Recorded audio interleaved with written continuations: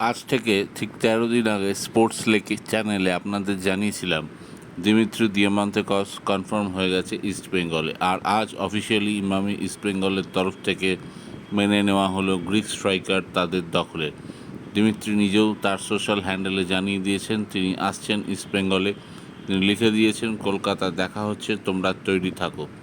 আসলে ইস্টবেঙ্গল অনেক আগেই দিমিত্রিয়াসকে ফাইনাল করে ফেলেছিল।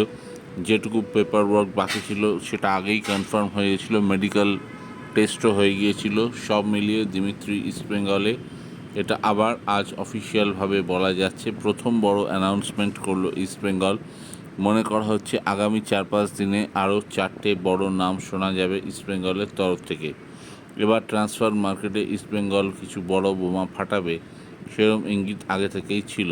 যাই হোক, ১৩ গোল করেছিলেন তিনি, আইএসএলে হাইয়েস্ট স্কোরার ছিলেন। এবার সঙ্গে আছেন মাদি তালাল, আইএসএলের হাইয়েস্ট স্কোরার এবং প্রোভাইডার, দুজনেই এবার লাল হলুদ জার্সিতে। আপনাদের কেমন মনে হয় এই জুটি কেমন হবে ইস্টবেঙ্গলে? দয়া করে জানাবেন কমেন্ট সেকশনে। আর ভালো লাগলে অবশ্যই আমার চ্যানেলকে লাইক এবং সাবস্ক্রাইব করবেন।